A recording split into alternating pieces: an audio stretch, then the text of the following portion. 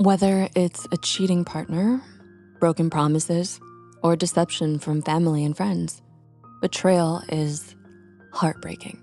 And our bodies react in ways that make it even harder to cope.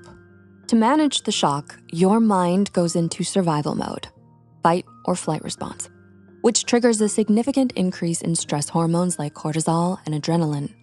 The symptoms that follow include anxiety, depression, sleepless nights, self-isolation, flashbacks, and a deep sense of loss. And in all this chaos, you might even wonder if you could have done something to prevent it. But the truth is, none of it was your fault. Healing from this kind of pain may take time, but you can do it. Let's talk about how you can heal gradually and start living happily. Find safety. This involves distancing yourself both physically and emotionally from the person who hurt you, at least for a while. And the truth is, you have to create that safe space for yourself. Set boundaries with them, even if drastic measures need to be taken, like cutting off contact completely. Think of it like this: if you've been bitten by a snake, would you keep chasing it, seeking for answers and validation? No, you'd focus on treating the wound instead. In the same vein, it's important to focus on healing rather than dwelling on the source of your pain. Mourn the loss. Many cultures set aside quality time for mourning, offering a structured approach to reflection and healing.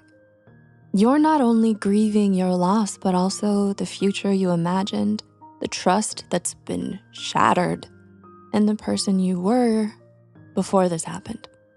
So let your emotions flow, whether it's anger, sadness, or confusion. There's no wrong feeling in this phase. Journaling, venting, or creative outlets are all healthy ways to express your pent-up emotions. Also, consider connecting with a therapist or support group to receive professional help. Take it day by day. Some days you'll feel ready to move on. On other days, you might feel stuck and question if you'll ever feel like yourself again, and that's okay. Healing isn't a straightforward journey. When you feel strong, use that day to get things done. And on tougher days, take extra special care of yourself. Let go gradually at your own pace. The key is to keep going, even on the hard days.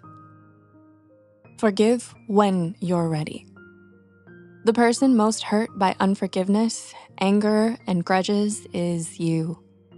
Once you feel a sense of safety and have begun the work of healing, consider forgiveness, not as a way to excuse the betrayal, but as a way to set yourself free. Start with yourself. Forgive yourself for not seeing the signs or for any choices that you regret. You're human, and we are all learning, always. Then when you're ready, forgive them. This doesn't mean you let them back into your life or that you condone what they've done, but letting go of resentment can lift an enormous weight off of you. Think of it this way. Holding on to resentment is like drinking poison, hoping it'll hurt the other person, but it only keeps hurting you. Sometimes forgiveness is about setting yourself free and allowing space for healing. Try the Hawaiian practice of ho'oponopono. This is a meditation that helps you feel whole again. Place your hands over your heart. Close your eyes and gently picture the person you want to forgive, whether it's them or even yourself. Slowly repeat these 4 phrases. I'm sorry. Please forgive me. Thank you. I love you. Practicing this for 5 to 10 minutes daily will help you release the emotional weight you've been carrying. Remember, forgiveness is a gift you give to yourself, one that frees you from the heavy chains of hurt and offense. If you're finding this helpful, please like, share, and subscribe for more content like this. Calm your nervous system. Studies show that experiencing loss can trigger harmful emotional and behavioral patterns. When you feel the urge to escape your feelings through substances or unhealthy coping mechanisms, it's essential to manage these triggers. Find a quiet space and breathe deeply until you feel relaxed. In addition, consider taking a warm bath with baking soda, Epsom salts, and essential oils to soothe your body. Joining a restorative yoga class or getting regular massages can alleviate migraines and neck pain. In essence, prioritize self-care and treat yourself with compassion. Stay connected to the world. It's natural to want to numb the pain with distractions like TV, alcohol, or work. However, research shows that this can lead to depression and isolation because healing doesn't happen in isolation. It happens in a community. Every new connection, no matter how shallow, can help you feel less alone. Be open to new experiences by exploring friendships, hobbies, or dreams.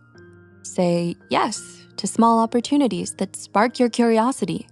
These help you recognize that life still has good things to offer, even when it feels hard to believe. Healing doesn't mean forgetting the past. It means putting it behind you and learning to live fully despite it. Gradually, rebuild trust. Healing usually involves overcoming that inner resistance to trust again. Here's how you can overcome it. Begin by asking yourself, what has this taught me about myself or my values? This might reveal the importance of setting boundaries or recognizing red flags. Jot these insights down, as reflective journaling can enhance your mental health. Focus on lessons learned, not regrets, and choose to emerge stronger and smarter from this experience. This shifts your self-esteem from a victim to a resilient overcomer. Challenge those all or nothing thoughts like, everyone will betray me, by reminding yourself that not everyone is the same.